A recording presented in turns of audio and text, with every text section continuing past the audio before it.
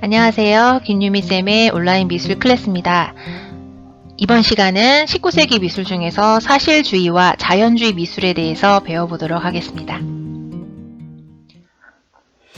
19세기 산업혁명으로 대량 생산 체제가 시작되었고, 가난한 노동자들을 값싼 임금으로 고용하면서 소수의 자본가들만 부자가 되는 불평등 사회가 시작되었습니다. 끔찍한 가난과 빈부격차, 이러한 현실을 외면하지 못하는 사람들이 있었습니다. 그 사람들은 바로 사실주의 화가들이었습니다. 사실주의 미술이란 현실을 있는 그대로 나타내려는 미술 사조입니다. 미술에서 사실주의란 그림을 있는 그대로 사실적으로 그린다는 그런 사실주의가 아니고요. 있는 그대로의 현실을 미화하지 않고 객관적으로 그린다는 뜻입니다.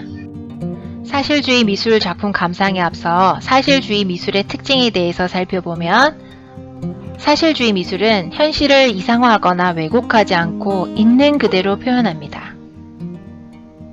일상의 평범한 소재와 소외계층의 삶을 그립니다.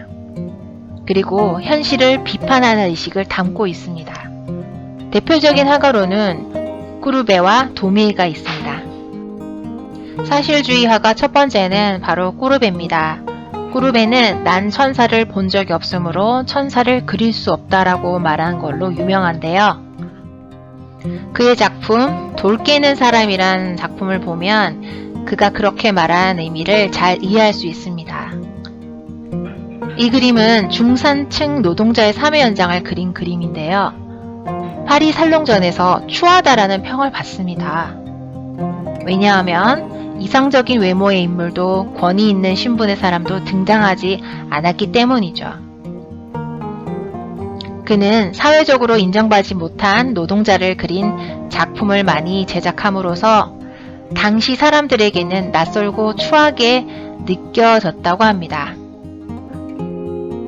두 번째 작품은 바로 오르낭의 매장입니다. 이 그림은 가로 7m, 세로 3m의 엄청난 크기의 그림인데요. 어느 시골 마을의 평범한 장례식을 그린 그림으로서 46명의 볼품없는 사람들의 군상입니다. 아무도 모르는 이의 죽음을 역사적 인물화만큼 거대하게 그려서 논란의 중심이 되었는데요. 비평가들은 이 그림은 절망적으로 비천하다라고 혹평을 하게 됩니다. 꾸르베는 왜 이런 그림을 그렸을까요? 그는 역사를 움직이는 것은 민중이며 평범한 인물들의 죽음을 그린 그림도 역사가 될 수 있다라고 생각했습니다. 결론적으로 꾸르베는 현실을 미화하지 않고 우리 사회에 있는 그대로의 삶과 현실을 사실적으로 묘사를 했다고 할 수 있습니다. 오르낭의 매장 작품과 항상 비교되는 작품이 있는데요. 바로 나폴레옹 황제의 대관식이라는 다비드 작품입니다. 지금 오르낭의 매장에 등장하는 인물들은 시선과 자세가 모두 제각각입니다. 46명의 등장인물들은 주인공인 오르낭의 장례식에는 아무 관심도 없는 듯한 표정들을 짓고 있습니다. 그런데 나폴레옹의 대관식의 그림에서 시선과 자세는 모두 주인공에게 집중되어 있습니다. 즉 주인공이 나폴레옹 황제를 찬양하고 미화하기 위한 작품이었던 것이죠. 그에 반해 오르낭의 매장은 현실, 있는 그대로의 현실적 인물을 그렸다고 할 수 있습니다. 사실주의 두 번째 화가는 오노레 도미에라는 화가입니다. 그는 사실주의 화가이자 현실을 풍자한 만화가, 최초의 카툰, 캐리커처를 그린 화가인데요. 1831년작 가르강티아 판화가 바로 그것입니다.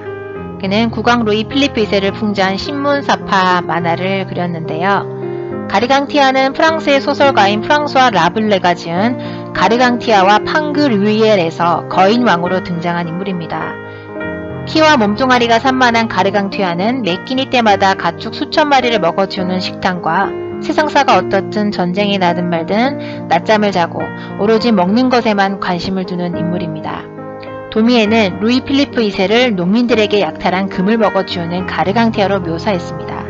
7월 혁명의 결과로 왕위에 오른 루이 필리프 1세는 부가 은행가와 대기업, 대주주 같은 지배계층에 편중되게끔 만들었고 이로 인해 경제 불황이 닥쳐오자 서민들의 삶은 피폐해져 갔습니다.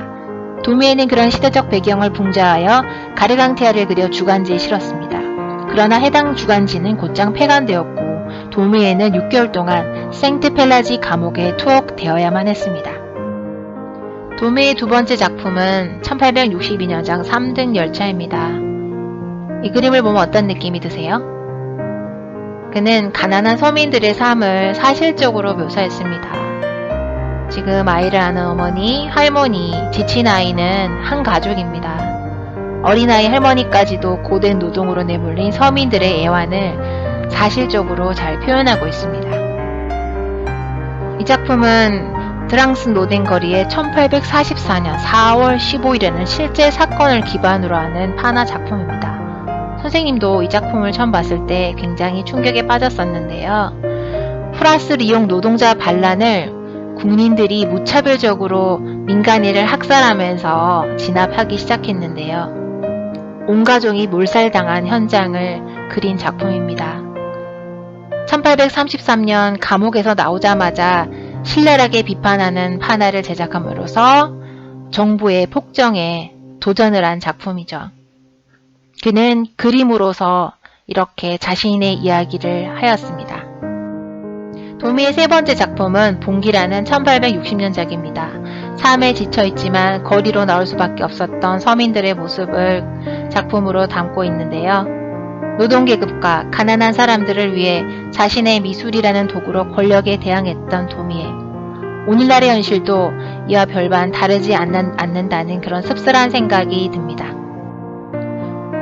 사실주의 미술의 특징에 대해서 학습 정리를 한번 하고 넘어갈게요. 사실주의 미술의 특징 첫 번째, 현실을 있는 그대로 반영하여 표현하였다. 두 번째, 노동자나 서민들의 삶을 그리며 현실을 비판하는 의식을 담고 있다. 세 번째, 대표적인 다가에는 그룹의 도미에가 있다입니다. 사실주의 미술에 이어서 자연주의 미술 바로 가겠습니다. 사실주의와 사실 비슷한 시기에 생겨난 미술 사조인데요. 비슷한 성격을 조금 가지고 있어요. 자연주의란 자연을 보이는 그대로 나타내는 미술 사조인데요. 19세기의 자연주의는 사실 조금 다릅니다. 바르비종파라고도 불리는데 자연 중에서도 특히 농촌의 일상적 풍경과 현실을 그린 화파라고 할 수 있습니다. 그래서 말 그대로 자연 풍경을 그린 것이 아니라 풍경 중에서도 농촌이나 농촌의 생활상을 좀 현실적인 진짜 있는 그대로의 모습을 그린 그림이라고 할 수 있습니다. 자연주의 첫 번째 작품인데요. 굉장히 많이 본 그림이죠. 한국인에게 유명한 그림, 아마 3위 안에 드는 그림일 텐데요. 농협 CF에도 등장했던 그림입니다. 바로 장 프랑수아 밀레의 이삭 죽는 여인들인데요. 이 그림은 언뜻 보면 아주 평화로운 농촌 풍경 같죠?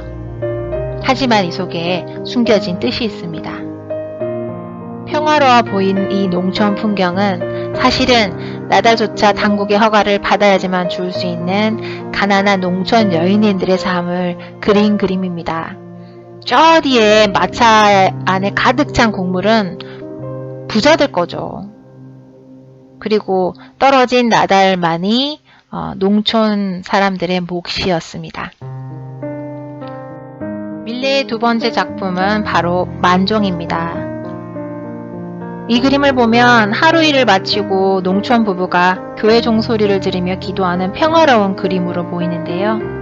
그렇지만 이 그림에는 슬픈 이야기가 숨어 있습니다. 그림을 보면 농부 부부가 바구니를 발밑에 놓고 기도하고 있는데요. 사람들은 그 바구니가 감자씨와 바딜 도구를 담은 바구니로 알고 있습니다. 그러나 사실은 그 바구니에는 시감자가 들어있던 게 아니라 그들의 사랑하는 아기의 시체가 들어있었다고 합니다.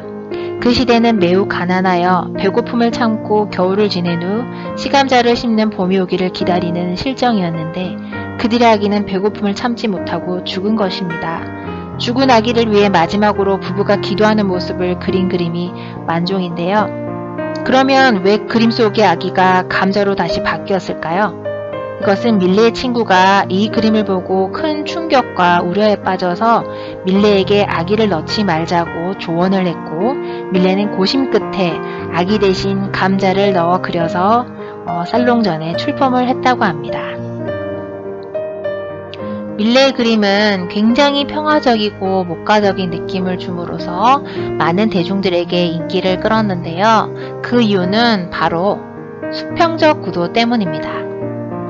밀레의 그림의 대부분은 이런 수평 구도를 사용하여서 그렸고, 그렇기 때문에 보는 이로 하여금 평화적이고 목가적인 느낌을 주었다고 할 수 있습니다. 이번 시간 사실주의와 자연주의 미술에 대해서 배워봤는데요. 너무너무 듣는다고 고생 많았고, 또 다음 시간에 만나요. 안녕.